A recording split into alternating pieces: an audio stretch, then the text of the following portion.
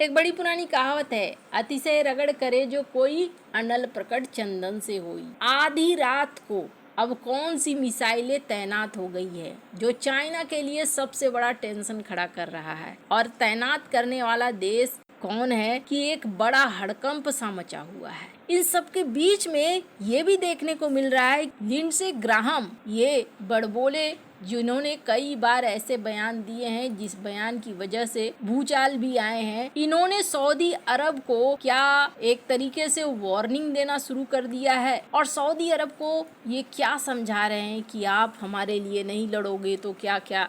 देखेंगे आखिर क्या बात हो रही है। और इन सब के बीच में भारत अब चाइना के पैसे को अपने देश में कैसे बुला रहा है। जियोपॉलिटिक्स में बहुत कुछ चल रहा है, हमेशा की तरह जानने को मिलेगा बहुत कुछ, इसलिए वीडियो को अंत तक जरूर देखें। स्क्रीन पे एक ट्वीट देखें, लिंडसे ग्राहम इन्होंने एक ट्वीट जारी किया है और इन्होंने कहा कि किंगडम ऑफ सऊदी अरबिया में हमने रियाद को खाली करने के लिए कहा है, यानी अपनी जो अमेरिकन एम्बेसी है इसको खाली करने के लिए कहा है। इनका कहना है कि देखो ईरान में जो रिजीम है जिसकी वजह से 7 अमेरिकन मारे गए हैं और हम इसे थोड़ा समझ रहे हैं और ये भी देख रहे हैं कि इस किंगडम ने मना कर दिया है कि मिलिट्री का इस्तेमाल नहीं करेंगे। फिर ये कहते हैं कि आखिरकार अमेरिका को ऐसे डिफेंस एग्रीमेंट करने से क्या फायदा है एक देश से जो इस फाइट को ज्वाइन करने के लिए इंटरेस्टेड नहीं दिख रहा है। अमेरिकन मर रहे हैं और अमेरिका लाखों डॉलर बिलियंस डॉलर इस पे खर्च कर रहा है कि किस तरीके से सुरक्षित किया जाए, लेकिन सऊदी अरबिया सिर्फ एक स्टेटमेंट इशू करने के अलावे मिलिट्री ऑपरेशन में पार्टिसिपेट करना नहीं चाहता है। अगर तुम ऐसा नहीं करना चाहता है और अभी अगर मिलिट्री यूज आप नहीं करोगे तब क्या करोगे और कब करोगे। अगर सही समय पर बदलाव नहीं होता है तो इसके परिणाम तो भुगतने होंगे। ये सऊदी अरब को सुनना पड़ रहा है अमेरिका के द्वारा। सऊदी अरब के ऊपर भी हमले हो रहे हैं और कहीं ना कहीं सऊदी अरब अभी इस युद्ध में शामिल नहीं होना चाहता है, ऐसा माना जा रहा है। पर क्या ईरान रुक रहा है? फिलहाल ईरान रुकता हुआ भी नहीं दिख रहा है। अब इस बीच एक बैठक हुई है, स्क्रीन पर आप देख सकते हैं इस बैठक को। भारत के रक्षा मंत्री की बैठक हुई है जिसमें सारे लोग मौजूद थे, CDS, air chief, army chief. अब अगर इतनी बड़ी मीटिंग हुई है कुछ न कुछ तो खास जरूर होगा। अभी क्या हुआ था कि मामला ऐसा नहीं है कि इजराइल ईरान का चल रहा है तो साउथ चाइना सी में कुछ नहीं चल रहा है। चाइना ने कुछ दिन पहले सेखी बघारी दिखाई थी और इस सेखी बघारी में चाइना ने क्या किया, अपने एयरक्राफ्ट कैरियर, बड़ा सा एयरक्राफ्ट कैरियर है इनका लियोनिंग, इसमें फाइटर जेट, J-15 और भी कई डिस्ट्रॉयर, युद्धपोत, ये सब कुछ लेकर ये पहुंच गया मियाको स्ट्रेट में। और कहा गया कि चीनी J-15 लड़ाकू विमानों ने जापानी विमानों पर अपना फायर कंट्रोल रडार लॉक कर दिया। लॉक करने का मतलब क्या होता है? लॉक करने का मतलब होता है मिसाइल दागने से ठीक पहले आक्रामक कार्रवाई करना। इसके जवाब में जापान ने अपने एंटीशिप बेड़े को पूरी ताकत के साथ मैदान में उतार दिया। जापान का F-2 विमान, जिसे अक्सर जापानी F-16 कहा जाता है, खास तौर पर समुद्री हमलों के लिए डिजाइन किया गया है। लेकिन जापान अकेला नहीं, यहाँ 16 विमानों को इसने भेजा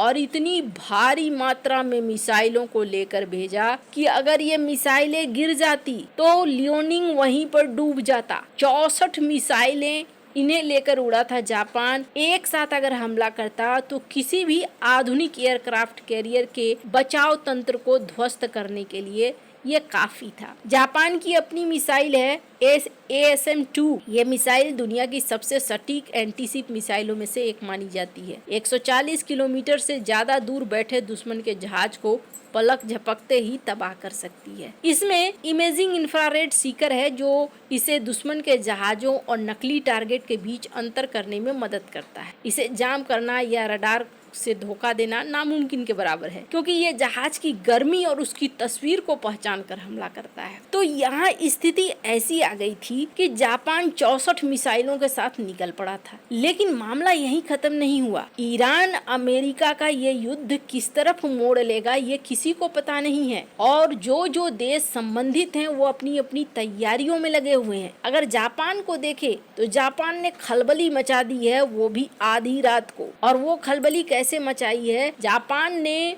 एक बड़ा फैसला लिया है और पुष्टि किया कि हाँ जी, हमने टाइप 12 ग्राउंड टू शिप मिसाइलों को तैनात कर दिया है।